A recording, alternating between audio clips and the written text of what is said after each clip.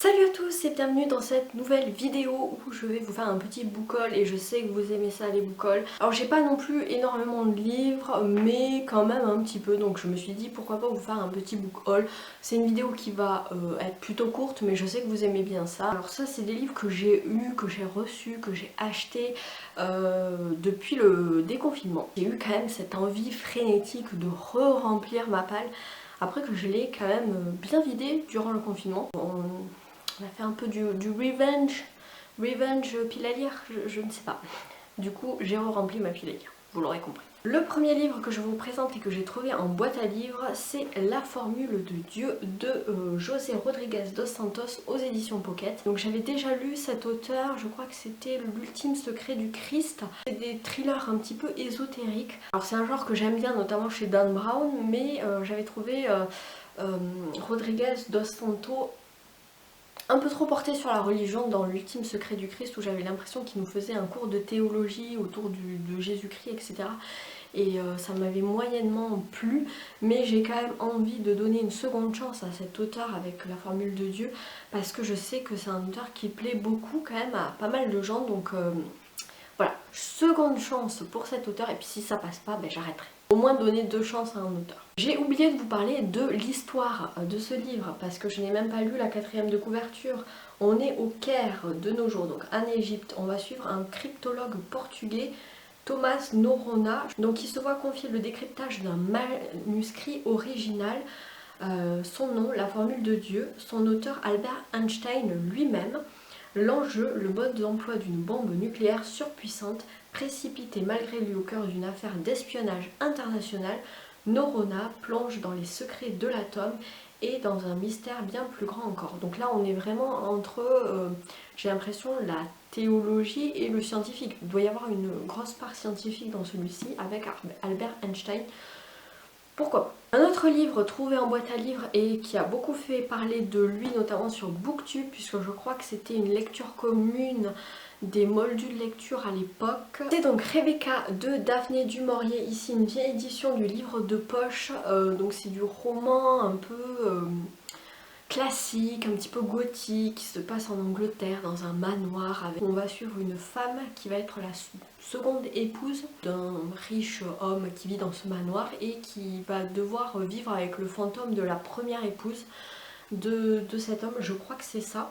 Rebecca qui est morte noyée, elle continue à exercer une influence à la limite du morbide, que ce soit sur le mari ou sur les employés de ce manoir, de ce château. Et donc la nouvelle dame, donc la narratrice, qui est timide, effacée, inexpérimentée, se débat de son mieux contre l'angoisse qui l'envahit et lutte contre ce fantôme qui est Rebecca, donc l'ex-épouse. Donc ça a l'air un peu creepy dans une ambiance un petit peu gothique comme ça, et je pense que ça c'est parfait pour lire notamment au mois d'octobre, Halloween, tout ça. Je sais pas pourquoi, mais le roman gothique, ça m'évoque toujours ce côté un petit peu Halloween, avec des ambiances un petit peu creepy. Donc voilà, j'ai très hâte de le lire, mais je pense que je vais me le garder pour la période octobre-novembre. Un livre que j'ai acheté à sa sortie, je me suis précipitée en librairie, puisque je l'attendais depuis des mois, sa sortie avait été repoussée à cause du confinement. C'est bien évidemment le nouveau roman de Joël Dicker, L'énigme de la chambre 622 aux éditions de Fallois. Alors pour l'histoire, on va suivre Joël Dicker qui se met lui-même en scène en tant qu'écrivain, qui a le syndrome de la page blanche puisqu'il n'arrive pas à écrire un nouveau roman suite au décès de son éditeur qui était Bernard de Fallois, qui était un peu son mentor et il avait une relation presque filiale avec lui. Du coup il va décider de partir en vacances, enfin de se mettre au vert dans un palace, le palace de Verbier qui se trouve dans les Alpes suisses. Et en prenant possession de sa chambre 623, il va se rendre compte dans le couloir que la chambre voisine ne s'appelle pas la 622 mais la 621 bis. Pourquoi elle s'appelle pas la 622? Il va y avoir une énigme, ils vont enquêter avec sa voisine de chambre, Scarlett, qui va s'auto-proclamer son assistante personnelle. Et en parallèle de ça, on va suivre du coup tout le drame qui s'est déroulé dans cette fameuse chambre 622 quelques années auparavant, et notamment lors du grand week-end annuel de la banque Ebsner, qui est une grande banque suisse et où les dirigeants complotent et font des magouilles, et donc il va se passer un drame, on le sait, on le découvre petit à petit. Je vous en reparle, je vous en ai déjà parlé dans un bilan lecture, je ne sais plus, auquel cas je vous mettrai le i si vous voulez avoir mon avis sur ce livre. Une autre trouvaille de boîte à livres, c'est un auteur que j'aime beaucoup, c'est Donato Carisi avec Ténébra Roma aux éditions Le Livre de Poche. Donc ça c'est sa seconde série, alors c'est pas la série du chuchoteur, c'est la série avec Marcus et je sais plus comment elle s'appelle la fille, Sandra c'est ça, qui est photographe de scènes de crime et Marcus qui est pénitencier. J'avais déjà lu le tome 1 de cette saga qui s'appelait Le Tribunal des âmes. Le tome 2 s'appelle Malefico et je ne l'ai pas en papier. Je crois que je l'ai en e-book, donc au pire je le lirai en e-book si jamais je le trouve pas en papier. J'ai trouvé celui-là, le tome 3, donc Ténébra Roma en boîte à livres, donc je vais pas le lire tout de suite puisqu'il me faut lire Malefico d'abord. Mais au moins j'avance dans cette saga. C'est cool, hein, j'espère pouvoir vous refaire une vidéo bilan de mes sagas en cours comme je vous avais fait l'année dernière. Et j'espère avoir avancé dans mes sagas, donc... voilà. Ensuite un livre cadeau de Noël en retard que j'ai eu à peu près 6 mois plus tard puisque c'était la tante de mon chéri qui me l'a offert à Noël mais que j'ai eu récemment. C'est donc Le Soleil et les Ombres, donc Yves Saint Laurent, c'est une biographie écrite par Bertrand Meyer-Stablet et Linda Maasch aux éditions Bartilla. Je sais que la tante de mon copain est très... comment dire, elle aime bien tout ce qui est haute couture, etc. Moi j'avoue que c'est un univers que je connais assez peu et du coup je me dis pourquoi pas découvrir la biographie de Yves Saint Laurent qui est un grand couturier quand même qui a révolutionné le monde de la mode. Donc voilà, pourquoi pas, moi j'aime bien de toute façon les biographies, j'aime bien en lire de temps en temps, donc ça sera l'occasion. On repart dans les trouvailles de boîte à livres avec un livre dont j'avais beaucoup entendu parler, toute la saga a l'air trop bien.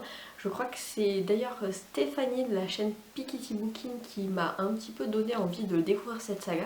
C'est donc Miséricorde, donc le tome 1 de cette saga du département V de Jussi Adler-Olsen aux éditions Albin Michel. J'ai vraiment de la chance de le trouver en boîte à livres parce qu'en général ces livres comme ça, grand format Albin Michel, ça coûte une blinde. Là on est sur du 22,80€, donc 23€, ça coûte toujours plus de 20€ hein, les Albin Michel. Tous les grands formats comme ça coûte assez cher, mais il y a un confort de lecture, je trouve, dans ces éditions-là qui sont vraiment géniales. Pour l'histoire, je ne sais pas de quoi ça parle, je sais que c'est le tome 1. Pourquoi Mérette Lingard croupit-elle dans une cage depuis des années?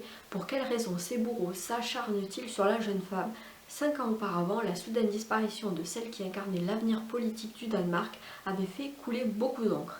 Mais faute d'indices, la police avait classé l'affaire, jusqu'à l'intervention des improbables Clark Mork et Hafez Al-Assad du département B. Oh là là, les noms, je suis désolée.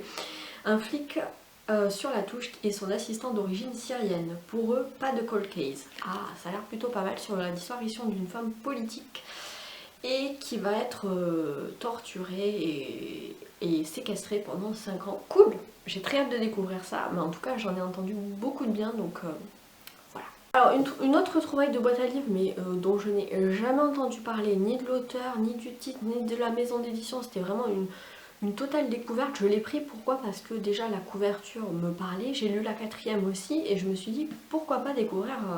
voilà quelque chose peut-être que vous connaissez mais moi je ne connaissais pas et des fois c'est bien de se laisser porter comme ça. Donc il s'agit de Ogam de Pierre-Olivier Lombard Takes, donc c'est aux éditions du Temps, pareil je connais pas du tout la maison d'édition. Ça a l'air d'être du thriller hein, au vu de la couve et tout, donc j'ai pris le livre, j'ai regardé la 4e. On est sur la Riviera irlandaise, un tueur fou sème la terreur le long des côtes du Kerry. Froidement et méthodiquement, il assassine des victimes innocentes choisies au hasard, selon ce qui semble être un rite très ancien. Derrière lui, il laisse inlassablement le même indice, des petites tablettes de bois sur lesquelles sont gravées des inscriptions énigmatiques. La police du comté, avec à sa tête l'imposant commissaire Sean McKenna, ne parvient pas à percer le mystérieux code utilisé par l'assassin. Lorsque Deirdre MacNeil, une jeune et brillante universitaire de Dublin, est contactée pour aider la police dans son enquête, elle ne se doute pas un seul instant qu'elle va être plongée malgré elle au cœur d'une enquête incroyable et haletante qui la conduira sur les traces des druides et des celtes de l'Irlande gaélique. Ça vous donne pas envie? S'il vous plaît, ça vous donne pas envie du thriller en Irlande avec un tueur fou, des indices, des codes et les druides? Mais que demander de plus? J'espère vraiment aimer, mais en tout cas le résumé me vend du rêve. Et enfin, le dernier livre que je vous présente, c'est toujours une trouvaille de boîte à livres. Franchement, après le confinement, je suis allée voir ma boîte à livres qui est toujours très bien fournie. Et je suis tombée sur tout un tas de thrillers qui me faisaient trop envie. C'est trop cool, vraiment c'est trop cool. C'est un livre que j'avais vu passer sur la chaîne, je crois, de Séverine. Il est bien ce livre, qu'elle en avait beaucoup parlé à l'époque où elle l'avait lu, elle avait beaucoup aimé. C'est Le Tricycle Rouge de Vincent Ahuy, donc aux éditions Hugo Thriller. Je crois que j'ai jamais lu de Hugo Thriller, ni cet auteur d'ailleurs, mais je sais que Séverine avait beaucoup aimé et qu'elle m'avait donné envie de le lire. Donc pour l'histoire, on va suivre Noah Wallace, qui est un homme usé, l'ombre d'un brillant profiler qu'il était jusqu'à ce qu'un accident lui enlève à la fois sa femme et sa carrière. Mais un appel téléphonique va le contraindre à reprendre du service. Son ami et ex-coéquipier Steve Raymond a besoin de lui. Une carte postale retrouvée sur le lieu d'un crime atroce au Canada l'implique directement et le ramène à une série de meurtres commis 5 ans plus tôt. Tout porte à croire qu'un serial killer présumé mort, le démon de Vermont, est de nouveau à l'œuvre. Dans le même temps, à New York, la jeune journaliste blogueuse Sophie Lavallée enquête sur un reporter disparu dans les années 70 et si les deux affaires étaient liées par le même sombre secret. Ah, ça a l'air pas mal. Ça va nous faire voyager entre New York et le Canada. Ça a l'air vraiment cool. En plus, une histoire de serial killer et une histoire de passé-présent. Pourquoi pas? Je pense que je vais aimer. Mais je vous en redirai des nouvelles. Voilà, c'en est tout pour ce petit book haul post-confinement. J'espère qu'il vous aura plu. N'hésitez pas à me donner votre avis sur ces livres, si vous les avez déjà lus ou si vous avez aussi envie de les lire, s'ils vous tentent, si vous les avez dans votre pile à lire. Je sais que je vais recevoir d'autres livres, mais je vous tournerai un prochain book haul d'été, je pense, quand j'aurai refait encore le plein, mais faudrait que je vide ma pile à lire aussi. On va pas se mentir, mais l'été est propice à la lecture, donc j'espère que ça ira. Voilà, c'en est tout pour cette vidéo. N'hésitez pas à mettre un petit pouce en l'air si elle vous a plu, à vous abonner si c'est toujours pas fait, et je vous dis à très bientôt pour une prochaine vidéo. Ciao!